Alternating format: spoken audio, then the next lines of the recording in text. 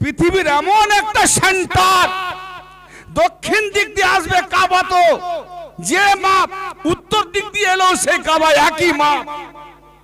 পূর্ব দিক থেকে কাবাতে আসবে তো যে মাপ, পশ্চিম দিক থেকে আসবে তো একই মাপ। তাহলে পৃথিবীর বিচ সেন্টার, মিডিল সেন্টার বরাবর আরশে আজিম থেকে কাবা বাইতুল্লাহ বানানো হয়েছে। তারিখে ইতিহাস কি বলছে ভালো করে পড়ে দেখো, যে ওখানে আমার নবী পৃথিবীর কোথাও ওই কোণে এসেছেন, এ কোণে এসেছেন, ও কোণে এসেছেন, এ কোণে এসেছেন। আমার নবী মক্কাতে এসেছেন, বিচ সেন্টারে এসেছেন। আবার আমার আলী একবারে বরাবর কাবার মধ্যে এসেছেন।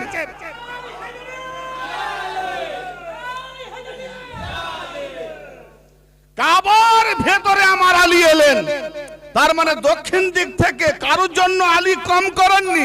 যে কেউ বলবে আলী তুমি এমন জায়গায় এলে, আমাদের ওদের থেকে আমাদের রাস্তা একটু আপনার দিকে যেতে বেশি ছিল।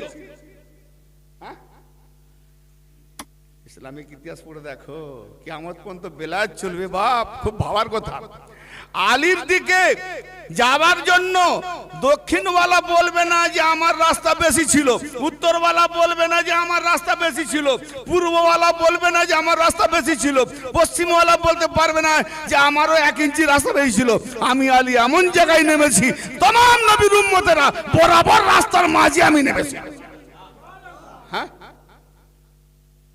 কি সাংঘাতিক ব্যাপার। আগে তো দেখো কাবা ঠিক জায়গায় আছে কিনা, কেন আলীকে যদি কম বেশি করো তাহলে কাবা কম বেশি হয়ে যাবে।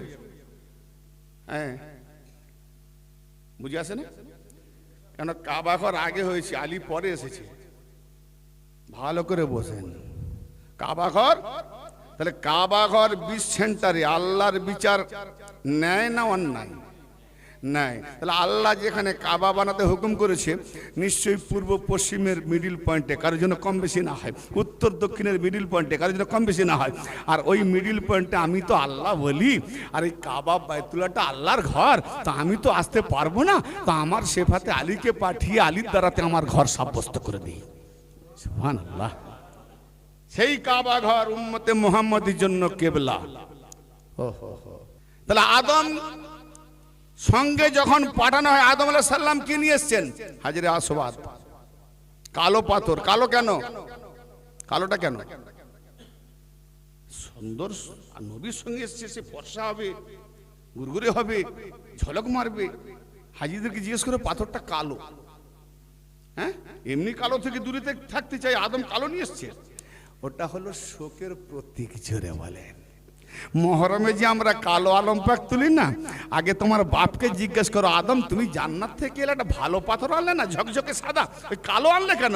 বলে এটা তো শোকের প্রতীক। আমি আল্লাহর একটা কথা ভুলে গেছি, ভুলে গিয়ে গন্ধমের জায়গায় চলে গেছিলাম, তাই সেটার জন্য কাঁদতে কাঁদতে আমি এত শোকে পড়ে গেছি। ওই পাথরটা হলো, আমার পাথরটাকে দেখলে ওই কথাটা মনে পড়ে যে একটা ভুল করে ফেলেছি, ওটা শোকের প্রতীক। তার মানে বোঝা গেল, শোকের প্রতীক হিসাবে যদি আদম কালো ব্যবহার করে, ইমাম হোসেন না হলে দিন পেতাম না, আদম জানতাম না, নবী জানতাম না।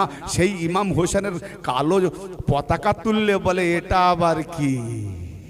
তো প্রশ্ন হচ্ছে আমার আল্লাহ গো, কাবা বাইতুল্লাহ যখন তুমি আউয়ালে বানালে, তাহলে আদমকে দিয়ে তুমি পাথর নিয়ে আসালে, সেই হাজরে আসওয়াদ পাথর কোথায় লাগানো আছে? কাবার এক দেওয়ালে, আগে ছিল সাইডে, এখন চিপকে দিয়েছে। কেন? ওই কাবার উপরে হামলা হয়েছে, তাই রূপার পুরো একদম খনি করে পুরো চিপকে দিয়েছে।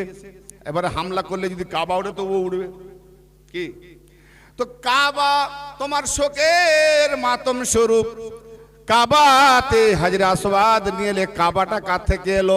না আদমকে বলছে, আদম তুমি যে যাবে সেজদা কোন দিকে করবে? আল্লাহকে সাজদা কোন দিকে করবে? অতএব তুমি এদিকে করবে, তো আবার পরবর্তী উম্মতরা ফাসাদ লাগিয়ে দেবে। আমি একটা দিক নির্ণয় করে দিই, সেই দিকটা কি? না তুমি ইয়াকুতের কাবা বানিয়ে দিচ্ছি তোমাকে, এই ইয়াকুতের কাবাটা তুমি নিয়ে গিয়ে ওখানে স্থাপন করে দাও। এবার তুমি ইয়াকুতের কাবার সাইড দিয়ে তুমি পাথর বা মাটির কেবলা বানাবে। যেদিন পূর্ণ হয়ে যাবে, আমি ইয়াকুতের কাবাটাকে তুলে নেব। কেন? আজ পর্যন্ত যদি ইয়াকুতের কাবা থাকতো, তাহলে কাবালে হামলা করে ইয়াকুত পাথরগুলো দেশ বিদেশ নিয়ে চলে যেত, ঠিক না? ঠিক। ইয়াকুতের কাবা বাবা আদম আলাইহিস সালামের পাঠানো হলো, ওই কাবাকে স্থাপন করে আদম সেজদা দিতে লাগলো, আদম তোয়াফ করতে লাগলেন, আদম শোক মানাতে লাগলেন কালো পোশাক পরে।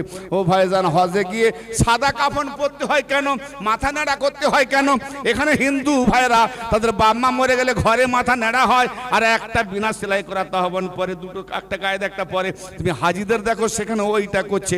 ও হাজি ভাই, ওখানে তোমার কোন বাপ মা মারা গেল যে তুমি নেড়া হলে আর ওই বিনা সেলাই করা ধুতি পড়লে? তার মানে এরা নিজের বাপের মাতম মানায়, মায়ের মাতম মানায়, আর আমরা আদি পিতা বাবা আদম আলাইহিস সালামের ওখানে মাতম মানাই। হ্যাঁ, খালি হাজি হাজি হলে হবে নি, কেন নেড়া হলে? আর আমার নবী গিয়ে মক্কাতে 13 বছর মসজিদে বাইতুল মাকদাস মসজিদে আকসাকে কিবলা করেছিলেন, আর মদিনাতে গিয়ে 18 মাস বাইতুল আকসার দিকে মুখ করে নামাজ পড়েছিলেন, ঠিক না বেটি? তো আল্লাহ মক্কার জমিনে কাবা, মক্কার জমিনে নবী এসেছেন, অথচ মক্কা তোমার প্রথম ঘর, আউয়াল ঘর, তোমার নবীকেও পর্যন্ত এই কিবলা থেকে ঘুরিয়ে রাখলে বাইতুল আকসার দিকে, মসজিদ আকসার দিকে। আগে কেন বাড়াচ্ছ না? কি বলতে যাচ্ছেন? যে আরে আমার ঘর, ঘর মানে কি? বাসর, যাতে বাসিন্দা হয়, বসবাস করে, তাকে বলে ঘর। আর যার মধ্যে বসবাস করেন তাকে কি বলে? কি গো? বিরান। হ্যাঁ, তাহলে একটা বাসর, একটা কবর। তো এ ঘরে কেউ দেখে না যে কেউ বেরিয়েছে বা ঢুকেছে। এখন ধরেন আমার এই ঘর, কেউ বললো ভাই ওই বাড়িটা কার? বলে ইমতিয়াজ সাহেব। বেশ কিছুক্ষণ থাকলেন, কেউ বেরোয় না, কেউ ঢোকে না। ঠিক আছে, একটা দিন কাটিয়ে গেলাম, ফের দ্বিতীয় দিন কেউ বেরোয় না, কেউ ঢোকে না। 3 দিন 4 দিন 5 দিন দেখার পর দূর, এই ঘরটা মনে বিরান, কেউ বাসর করে না, ঠিক না? তো কাবা ঘর যুগ যুগ ধরে আসছে, কাউকে ঢুকতেও দেখে না, বেরোতেও দেখে না। তো যখন ঢোকে না, বেরোয় না, আল্লাহকে বলবে তোমার ঘর, তুমি তো সব জায়গায় আছো, ফের ওই ঘরটা তোমার কিসের দরকার? আল্লাহর ঘরের দরকার।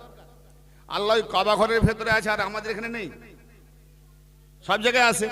তো আল্লাহ থাকার জন্য আবার ঘর লাগে? যখন ঘর ছিল না তাহলে আল্লাহ কোথায় ছিল? ফুটপাতে? হ্যাঁ, এই যে আল্লাহর ঘর বানাবো, আল্লাহর ওয়াস্তে দাও, তাহলে মানে এর আগে আল্লাহর ঘর ছিল না, ফুটপাতে ছিল? আল্লাহর ঘর বানাতে এসছে, আল্লাহ ছিল কোথায়? আল্লাহর জন্য কোনো মাকা লাগে না। আল্লাহ বলে কাকে? যেখানে জামা নাই, ওয়াক্ত নাই, সময় নাই, দিন নাই, রাত নাই, সেখানে আল্লাহ থাকে। যেখানে কোনো স্থান নাই, কাল নাই, পাত্র নাই, জমিন নাই, থাকার জায়গা নাই, সেখানে থাকে আল্লাহ। সেটাকে বলে আরশ, সেটাকে বলা হয় আরশ, যাকে ধরা যায় না, ছোঁয়া যায় না। তো আল্লাহ যখন আরশে আছে, তার ঘরের কি দরকার? তো আল্লাহ বলছে, আমি তো বলি আমার বেলায়েতকে প্রচার করার জন্য, খেলার জন্য আলীর দরকার। যতক্ষণ পর্যন্ত যদি আলী না আসে, আমি কিবলা বানাই কি করে? আলী আসেনি, আমি কিবলা বানাতে পারি না। কেন না? আলী আসার আগে যদি আমি কিবলা বানিয়ে দিই, তাহলে বলবে আলীর সম্মান উড়িয়ে দেবে। কেন? আল্লাহর বানানোওয়ালা কাবা হলো, কাবার সৌন্দর্য আল্লাহ। হ্যাঁ, কিন্তু আমি আলীকে পাঠিয়ে মর্যাদা কার বাড়ালাম? কাবার মর্যাদা বাড়বে আলীর বদৌলতে।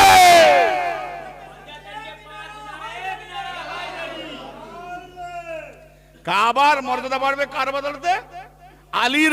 তো কাবা তামাম বিশ্ববাসী আলীকে ইমাম মানবে আগে। ও কাবা, তোমার দিকে যে মুখ করে নামাজ পড়বো, ইমামকে মাওলা আলী। তাহলে মাওলা আলী দেখাবে আগে আমাদের কোন দিকে? কাবার দিকে। দেখাবে কি যে আমি যে ঘরে এসেছি, ওই ঘর আমার বদলতে সৌন্দর্য হয়েছে, অতএব ওই ঘর, আল্লাহর ঘরকে সেজদা করতে গেলে আমি ইমাম। তাহলে আগে ইমামের দরকার। তো কাবাতে ইমাম যখন আসেনি, নবী মুহাম্মদের উম্মতের ইমাম আলী যখন আসেনি, তো আমি কিবলা বানাই কি করে? হ্যাঁ, তো নবী পাকের আসার 30 বছর পরে মাওলা আলী এলেন কাবা ঘরে। হ্যাঁ, 40 বছরে ঘোষণা করলেন, 53 বছরে হিজরত করলেন, 16-17 মাস বাইতুল মসজিদ আকসাকে কাবা করলেন। বারবার আল্লাহর দিকে দেখছেন, কদ নারা তাকাল্লুব ওয়াজহিকা। হ্যাঁ, আল্লাহ পাক সূরা বাকারাতে বলছেন যে হে নবী, জিবরাইলকে পাঠিয়ে যে আপনি বারবার আকাশের দিকে দেখছেন যে সে কেবলা কোথায় গেল, আমার জন্য যে কেবলা বানানো হবে, আমি যে ইমাম বানিয়ে দিয়ে যাবো আমার উম্মতের জন্য, সেই কেবলার ইমাম কে? তো সেই যে কেবলাতে এসেছিল তাকে ইমাম বানিয়ে দাও, তার কেবলা ঠিক করে দাও, সেই কেবলাটা নির্ণয় করো। তো বারবার কাবাকে কেবলা করার জন্য নবী পাক বারবার দেখছিলেন। আর নামাজের রুকু হালতে নবী পাক ইমামতি করছেন, পেছনে আলী, তারপরে সাহাবারা কাতারে। রুকু হালতে নবীকে হুকুম হলো কাবাকে কেবলা করার জন্য ঘুরে যাও।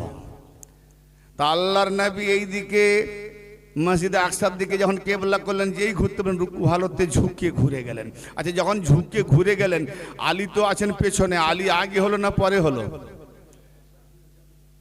সুবহানাল্লাহ, দেখিয়ে দিলেন না? যেই ঘুরে গেলেন আলী বুঝতে পেরেছেন আমি নবীর আগে থাকবো, আলী সাইড দিলেন, নবী আগে চলে গেলেন, আলী পিছনে পিছনে, তারপর সাহাবারা ঘুরে গেলেন। সেদিন থেকে কেবলা হয়ে গেল। কেবলা তার মসজিদ যারা হজে যায়, দুই কেবলা মসজিদে আছে দেখতে পায়। তাহলে কেবলা আলীর জন্য ঘোরানো হলো।